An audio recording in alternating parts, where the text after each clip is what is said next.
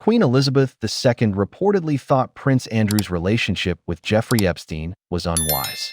She knew. She had concerns. She understood the risk. And yet, when the scandal exploded, when allegations emerged, when that photo of Andrew with Virginia Giuffre surfaced, she gave him her full support. So here's the question. How do you reconcile those two things? And what does it tell us about family, power, and the impossible position the Queen found herself in? This is one of those stories that reveals just how complicated being queen really was. On one hand, Elizabeth was the head of an institution that's supposed to represent duty, service, and moral authority. She spent 70 years upholding those values, putting the monarchy before personal feelings. On the other hand, she was a mother, and Andrew wasn't just any son, he was reportedly her favorite. So when his association with Jeffrey Epstein became one of the biggest scandals in modern royal history, she faced an impossible choice: support the institution or support her son. According to reports, she tried to do both. She privately thought his friendship with Epstein was unwise. But publicly, she stood by him, even as the evidence mounted and public opinion turned sharply against him. Today, we're examining that contradiction, not to judge a mother's love, but to understand what it reveals about loyalty, accountability, and the challenges of leading an institution when your family is falling apart.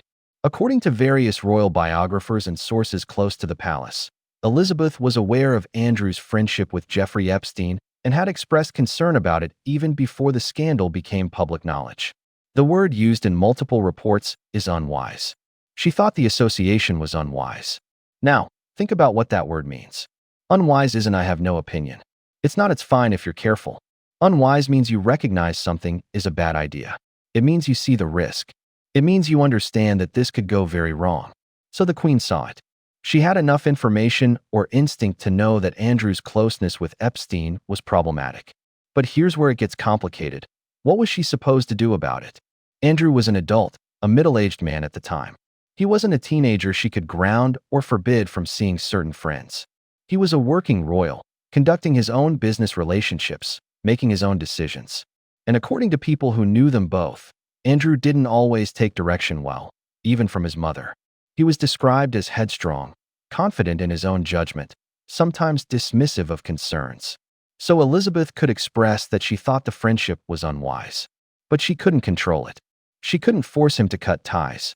The other interpretation, the less charitable one, is that unwise was code for this could cause problems for us rather than this is morally wrong. That her concern was more about protecting the institution than about the deeper issues at stake. We'll never know for certain what she really thought or how strongly she expressed it to Andrew privately. But we do know what happened publicly. For years, Andrew's association with Epstein flew somewhat under the radar. There were occasional mentions in the press, but it wasn't major news. Then came Epstein's 2008 conviction for soliciting prostitution from a minor. Andrew continued the friendship anyway, including that now infamous 9-day stay at Epstein's Manhattan mansion in December 2010. But the real explosion came years later.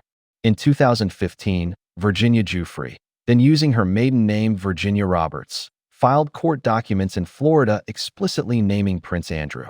She alleged that she had been trafficked to him by Epstein and forced to have sexual encounters with him when she was 17, including at Ghislaine Maxwell's London home, at Epstein's New York mansion, and on Epstein's private island. Andrew denied the allegations completely. Buckingham Palace issued statements calling them categorically untrue. Then came the photograph. You probably know the one. Andrew with his arm around Virginia Giuffre's waist, Ghislaine Maxwell smiling in the background. It's a photo that seems to contradict Andrew's later claims that he doesn't remember meeting Giuffre. The photo circulated everywhere. It became the visual symbol of the scandal. And still, the Queen stood by him. In 2019, Andrew gave that disastrous Newsnight interview, the one with Pizza Express, the sweating claims, the complete lack of empathy. It was universally regarded as a catastrophe. Days later, Andrew announced he was stepping back from public duties. It was presented as his own decision, but everyone understood the pressure had come from within the palace and from public outrage. But even then, even after that interview, the Queen was reportedly supportive of Andrew personally, even if she agreed he needed to step back from royal duties. So what did the Queen's full support actually look like in practice? Financially, Andrew continued to receive financial support from the Queen.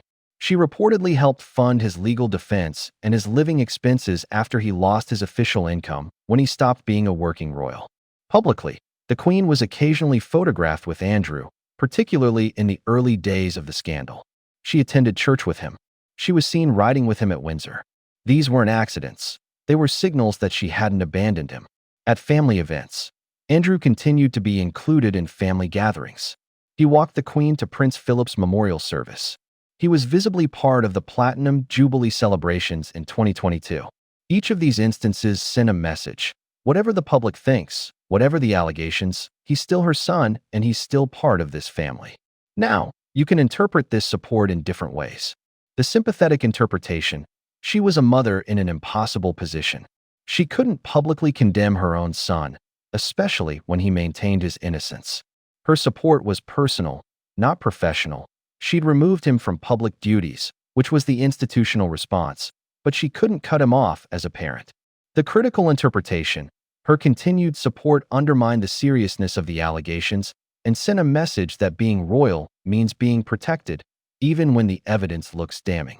It suggested that family loyalty trumped accountability and that victims' allegations were less important than keeping up appearances. The realistic interpretation: probably somewhere in between. She was trying to balance being queen with being a mother, and there was no good solution. Every choice she made would be criticized by someone. She was the head of an institution that's supposed to represent moral authority and exemplary conduct. She'd spent decades building and protecting the monarchy's reputation, navigating scandals, modernizing where needed while maintaining tradition. And here was her son, reportedly her favorite child, at the center of allegations involving sex trafficking and a convicted pedophile. Allegations that came with photographic evidence, with a civil lawsuit, with public outcry. What was she supposed to do?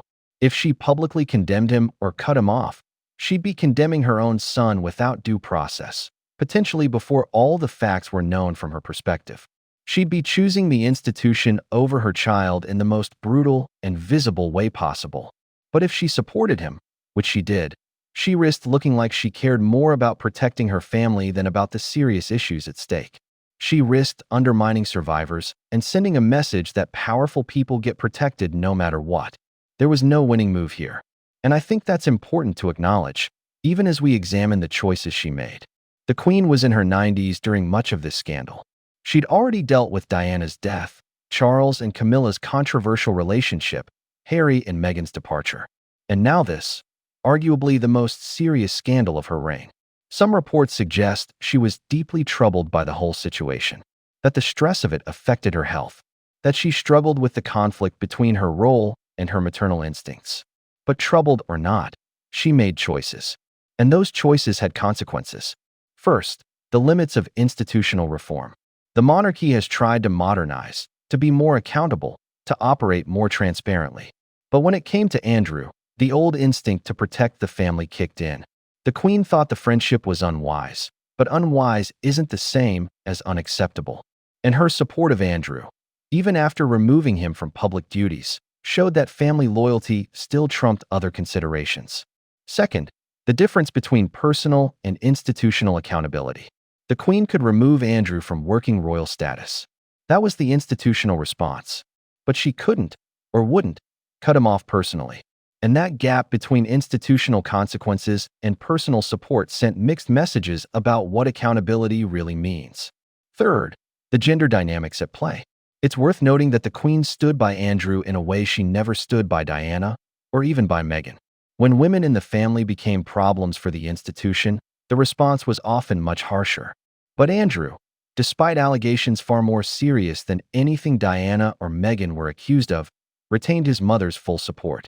That's not nothing. Fourth, the challenge of being both monarch and mother. This is maybe the most human element of the whole story. Elizabeth spent 70 years putting duty above personal feelings. But when it came to her son facing devastating allegations, could she really maintain that same distance? Should she have been expected to? There's no easy answer. But it's worth acknowledging that the Queen was dealing with a genuinely impossible situation, and that however she handled it would have been criticized. The Queen died in September 2022. Andrew walked beside his siblings in the funeral processions, wearing military dress by special permission from King Charles.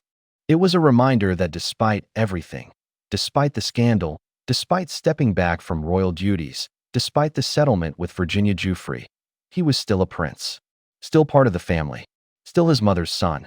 And that's what the Queen's support ultimately meant. No matter what happened publicly, no matter what consequences came professionally, the family bond remained. Some people found that admirable, a mother's unwavering love for her child. Others found it deeply troubling, privilege and protection taking precedence over accountability. The truth, as always, is probably more complicated than either extreme.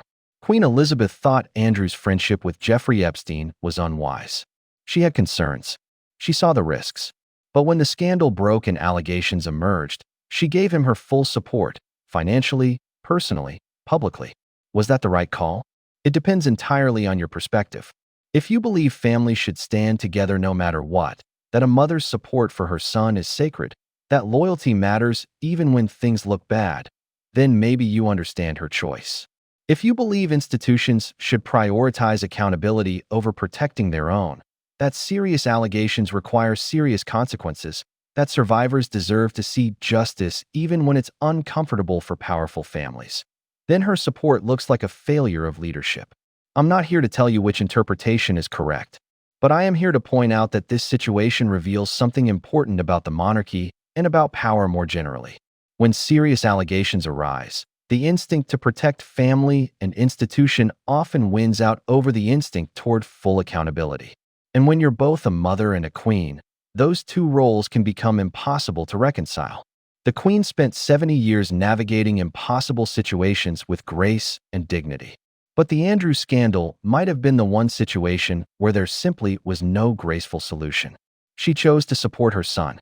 That choice had costs, for survivors seeking validation, for public trust in the institution, for the monarchy's moral authority. But it also revealed something deeply human about a woman who spent her entire life trying to be more than human. If this gave you something to think about, subscribe for more analysis that goes beyond the headlines. And drop a comment. Do you think the Queen made the right choice? Could she have handled it differently?